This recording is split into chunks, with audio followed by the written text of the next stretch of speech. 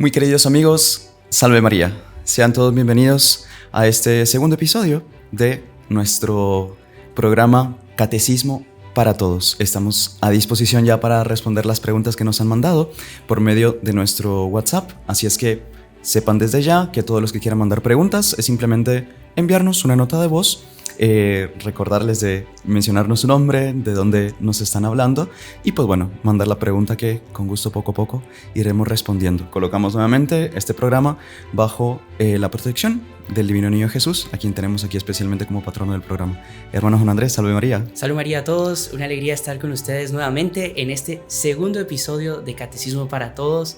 Recuerden de ser evangelizadores, dejando su like, su comentario y compartiendo con más personas. Si le parece, hermano Gerardo, vamos a la primera pregunta. Vamos. Mi pregunta es ¿cómo se creó Dios Padre, no el Hijo de Dios?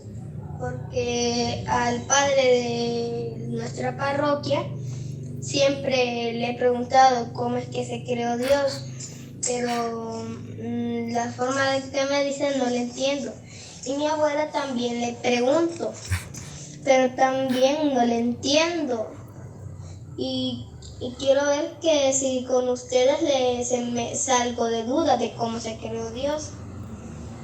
Porque desde los 7 años por ahí se me entró esa duda.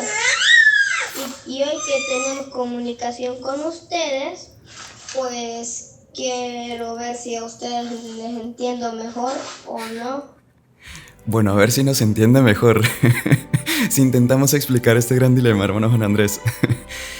Pues bueno, de hecho es una excelente pregunta. Porque nosotros estamos acostumbrados a que todo lo que nosotros vemos tuvo un principio y pues bueno, tendrá un fin, todas las cosas materiales. Entonces, qué sé yo, vamos al jardín y vemos un árbol, sabemos que ese árbol en cierto momento fue una semilla. Vemos el almuerzo que nuestra mamá nos sirve o la cena y sabemos que en cierto momento ella comenzó a cocinar esos huevitos, esa carne, o sea, lo que sea. Vemos a los bebés, bueno, escuchamos a un bebito también a mitad de la pregunta y vemos que también los humanos tuvimos un inicio. Ahora, nosotros que estamos acostumbrados a que todo lo que vemos tiene un inicio, es lógico que nos preguntemos, ¿y entonces cuándo inició a existir Dios? Especialmente Dios Padre, que es la pregunta que tú nos haces. Puesto que nosotros todo lo que vemos tuvo un inicio, inmediatamente decimos, Dios también tuvo un inicio. Y ahí es donde nos quebramos las piernas, porque tenemos que aprender que esto se aplica a todos los seres creados, pero no en relación a Dios. En palabras más sencillas, Dios no tuvo un inicio, porque Él es eterno. Bueno, ahorita vamos a explicar esto, porque de hecho, para ponerlo en términos humanos, es complicado. No es fácil entender la eternidad, no es fácil entrar en nuestra pequeña cabecita cómo es posible que algo o alguien, como es Dios, no tuvo un principio, no tuvo un inicio. Apenas como para hacer un poco más compleja la pregunta, imagínate que alguien hubiera creado a Dios. Vamos a ponerle nombre Juan Pérez. Entonces vamos a decir que Juan Pérez creó a Dios, que fue el que le dio inicio a Dios. Si esto hubiera sido así, en realidad Juan Pérez sería Dios, porque fue el que le dio origen a Dios. Como te digo, ahorita estamos diciendo, estamos inventando apenas, porque esto no fue así. Dios no tuvo un inicio porque Él es eterno, Él existe desde siempre. Ahora, ¿cómo vamos a hacer para que entienda un poco mejor de cómo te lo han explicado hasta ahora? No sé si tú recuerdas, en algún momento lo hemos contado, ya sea en las misas o en otros programas en este canal, de cuando San Agustín, el gran santo, obispo de Hipona, estaba paseando a la orilla del mar y de repente vio a un pequeño niño que estaba corriendo del mar hacia un hoyito con una especie de balde, recipiente, y estaba metiendo agua del mar en el hoyito que le había cavado en la arena. Yo creo que todos en algún momento lo hemos hecho. Y este santo, al ver la cantidad de viajes que este pequeño niñito iba haciendo de un lado para otro, se detuvo a preguntarle: niño, ¿y qué estás haciendo? Ahí el niño le responde: voy a meter el mar en este hoyo. Ahí el santo le dice: bueno, pero ¿no te das cuenta, hijo, de el tamaño y la inmensidad del mar y el pequeño tamañito de este hoyo que tú hiciste? Y ahí este pequeño niño cambia de aspecto, se vuelve luminoso. Algunos dicen que era el niño Dios, otros que era un ángel, mas lo cierto es que era un mensaje celestial para este santo. ¿Qué le dijo este niño? Agustín, quiero que sepas que es mucho más fácil meter todo el mar en este pequeño agujero que meter el misterio de Dios, de la Santísima Trinidad, en tu pequeña cabeza.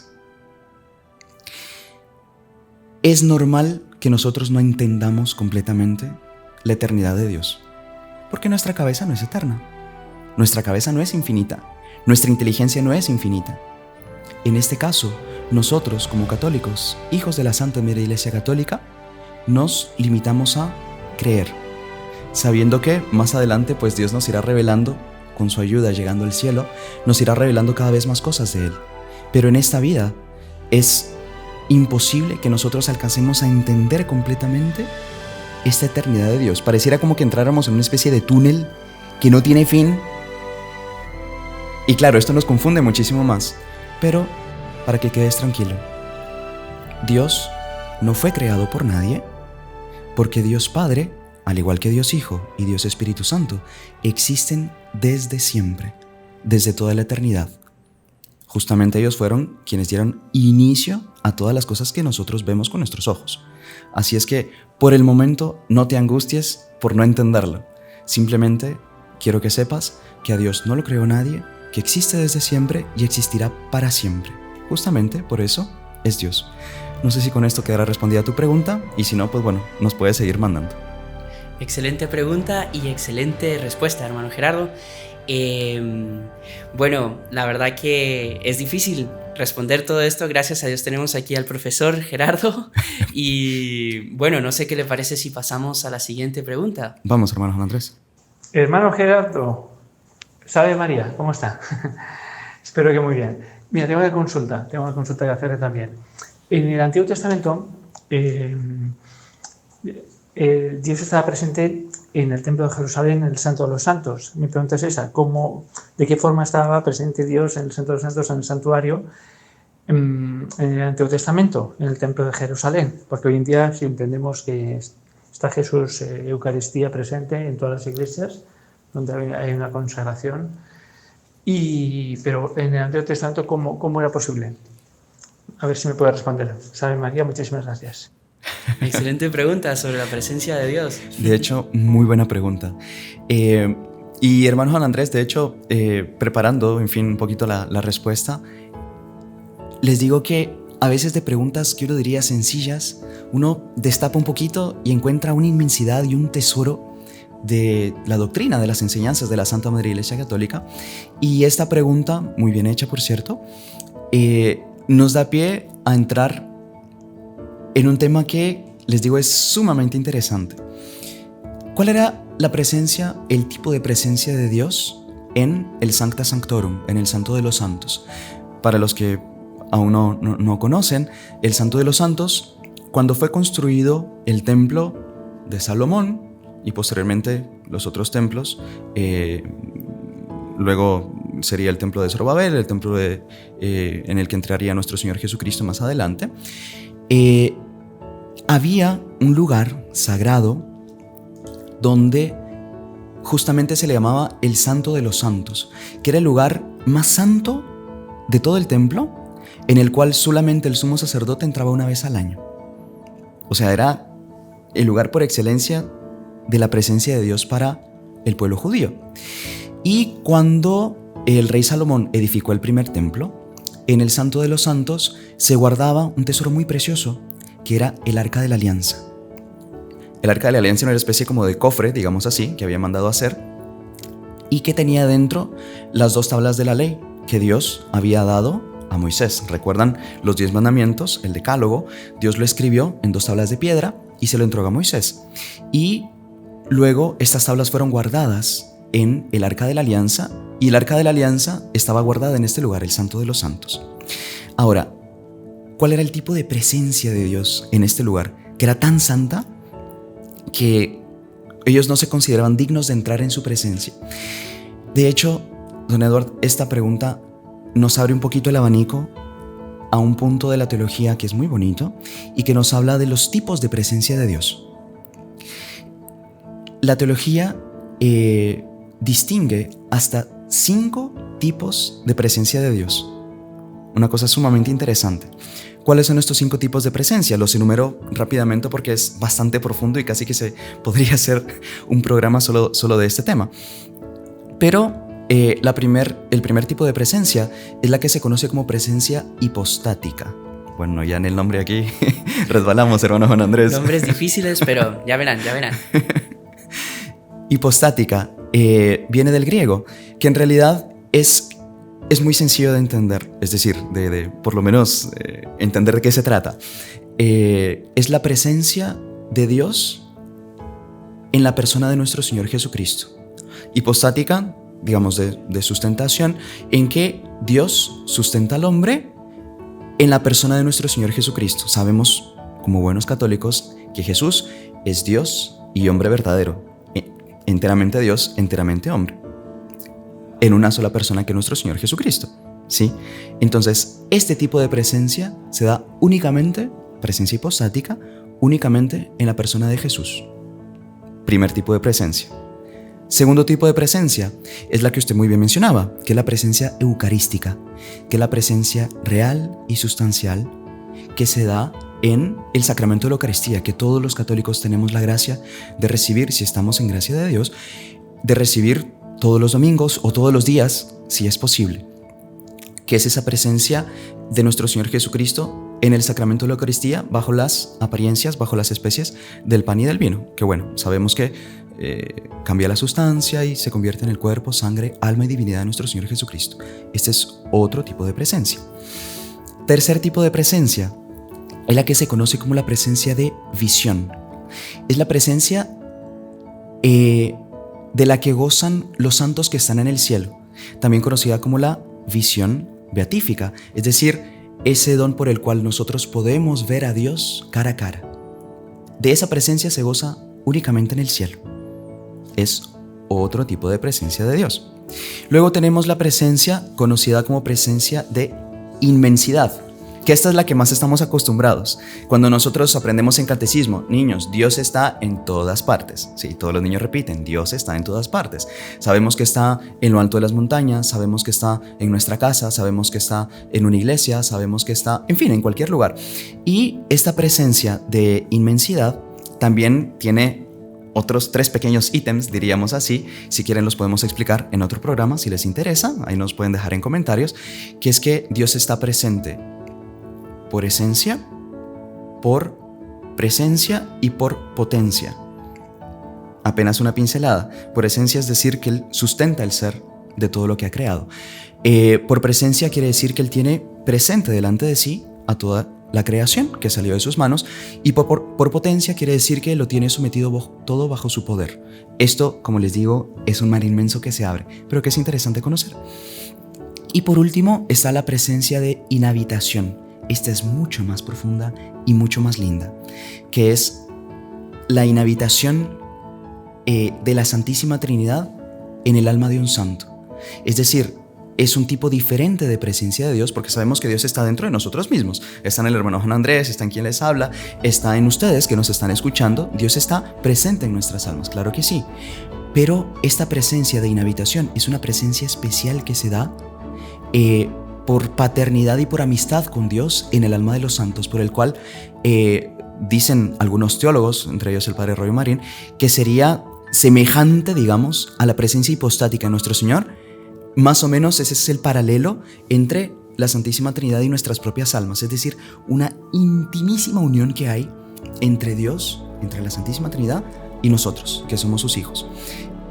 De estos 5 tipos de presencia, pues la presencia que había especialmente en el Sancta Sanctorum, pues ahí nos remitimos más a la presencia de inmensidad. Claro que hay grados y grados. Tanto más que en el Sancta Sanctorum estaba resguardado el símbolo por excelencia de la alianza con Dios Padre, con la Santísima Trinidad, que era las tablas de la ley, el arca de la alianza. Entonces, obviamente que no había una presencia real y sustancial como la que nosotros tenemos en la Eucaristía, pero esta presencia más fuerte, más especial, como más paternal, y que recordaba esa sumisión de todo el pueblo judío a la ley de Dios, esa era especialmente la que se hacía brillar en el Santo de los Santos. Yo creo que con el tiempo, hermano Juan Andrés, iremos comprendiendo un poco más de estas presencias, pero obviamente es un tipo de presencia más especial que había, así como cuando nosotros, yo creo que todos tenemos más de algún recuerdo, de algún pariente. De alguna manera sentimos más presente a nuestro pariente cuando tomamos, por ejemplo, su foto en nuestras manos o alguna carta que él escribió de puño y letra, alguien que ya partió de la eternidad. Sería sumamente precioso para nosotros poder resguardar esa carta. Pues bien, más o menos ese era el tipo de presencia que los judíos gozaban de tener entre ellos esas tablas de la ley escritas por el mismo dedo de Dios. Dedo, entiéndase, en modo metafórico, ¿no? Excelente pregunta y, como siempre, excelente respuesta, hermano Gerardo. ¿Quiere que pasemos a la tercera? Si usted gusta, hermano Juan Andrés. Salve María, hermanos. Mi nombre es Joana y hablo de Rosarito, Baja California. Mi pregunta es, ¿cuál es la forma correcta de signarse para que sí podamos enseñar a los niños correctamente? Gracias, que Dios les bendiga. Excelente pregunta. Y muy buena pregunta, no solo para enseñar a los niños, sino también a los adultos. Porque a veces, en fin, es algo tan básico que a veces hasta a uno le da pena preguntar. Así es que la felicito por hacer la pregunta. ¿Cómo uno debe persignarse o signarse? Por cierto, hay diferencia entre signarse y persignarse. También uno ha escuchado la palabra santiguarse. ¿Y ahí entonces qué es? ¿Qué es signarse? ¿Qué es persignarse? ¿Qué es santiguarse? ¿Y cuál es el modo correcto de hacer cada una de las tres? Entonces, para comenzar, signarse viene de signo porque estamos trazando sobre nosotros el signo por excelencia que distingue a los católicos. Así como cualquier persona tiene una bandera, tiene un himno nacional que lo distingue y esa bandera y ese himno nacional representan a su patria, así también nosotros los católicos tenemos una señal que nos distingue y que nos representa por excelencia, que es la señal de la cruz, el madero santísimo donde murió nuestro Señor Jesucristo. ¿Cuál es la manera correcta? Bueno, primero vamos a enseñar a santiguarnos. Santiguarnos es el modo más común que nosotros tenemos. Cuando nosotros hacemos la señal de la cruz, con la mano derecha, arriba, abajo, izquierda, derecha. Cuidado que por estar en pantalla me ven al revés, pero se recuerdan que es primero la izquierda y luego la derecha. Esto lo hacemos a la vez que nosotros pronunciamos e invocamos a la Santísima Trinidad. Y por eso es que decimos, en el nombre del Padre, y del Hijo, y del Espíritu Santo. Esto es santiguarnos. Ahora, signarnos es trazar sobre nosotros tres señales de la cruz. Una en la frente, otra en los labios y otra sobre el pecho. Normalmente nosotros pronunciamos también, al signarnos, la oración por la señal de la Santa Cruz: de nuestros enemigos, líbranos, Señor, Dios nuestro. Porque en ese momento estamos pidiendo a Dios, y ahí viene el simbolismo y lo bonito de también aprender cómo signarnos. Estamos pidiendo a Dios que nos libre de los malos pensamientos, de las malas palabras y conversaciones, y de los malos deseos y acciones, trazando la cruz en el pecho.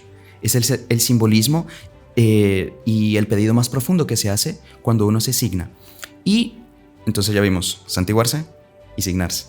Ahora, persignarse, que es lo que uno más dice, que por cierto es persignarse con G intercalada, es cuando uno primero se signa e inmediatamente después se santigua. Eso es propiamente persignarse. Entonces, pues bueno, espero que con esto haya quedado ya un poquitito más clara la explicación. Y una cosa importante, el modo correcto. Ya vimos el detalle de arriba, abajo, izquierda, derecha, y sobre todo hacerlo con devoción, hacerlo con calma, con amor, porque es una señal muy poderosa, la señal de la cruz. ¿Cuántos santos ha habido? La gran Santa Teresa, viéndose atormentada por tentaciones del demonio, bastaba hacer una señal de la cruz bien hecha y con devoción, que el demonio salía huyendo. San Benito, no sé si recordarán que hubo un momento en que algunos infelices intentaron envenenarlo con una copa de vino. Él percibió, ¿qué hizo él? Trazó la señal de la cruz sobre esta copa. La copa explotó. Y así ha habido cantidad de hechos por los cuales Dios ha mostrado su protección y ha mostrado el poder y la fuerza que tiene una señal de la cruz bien hecha. Así es que quede esto para nosotros de lección y sobre todo, y esto me parece muy importante recalcarlo, que nunca nos avergoncemos de hacer la señal de la cruz en público. Porque así como yo no me avergüenzo de mostrar mi bandera, ondear en el aire, así como no me avergüenzo de cantar el himno nacional, y yo consideraría un mal patriota a alguien que se avergonzara de su bandera o se avergonzara de su himno nacional, mucho más vergonzoso es un católico que se avergüenza de hacer la señal de la cruz en público. Voy a comer a un restaurante, la hago así chiquitita para que nadie me vea. O como que se está rascando, ¿no? Como que se está rascando. Exactamente. Entonces, al contrario, es un modo de pedir una protección de Dios y hasta una manera de hacer apostolado con los que están alrededor. Porque ellos están viendo, este aquí tuvo la valentía de hacer la señal de la cruz, ¿por qué yo no? Así es que con eso nos protegemos nosotros y protegemos a otros también. Así es que espero que con esto haya quedado respondida su pregunta. Y pues bueno, hermano Juan Andrés, creo que por ahora serán estas las preguntas que responderemos. Exactamente, así que les esperamos a todos en el próximo programa de Catecismo para Todos. Y por favor, recuérdense de mandar sus preguntas, las preguntas que tengan. Con mucho gusto, mándelas por un mensaje de voz al WhatsApp que aparece en pantalla. Por favor, díganos su nombre y de dónde son. Y será una alegría poder contestar las preguntas en el próximo programa. Así que muchas gracias por acompañarnos y salve María. Salve María.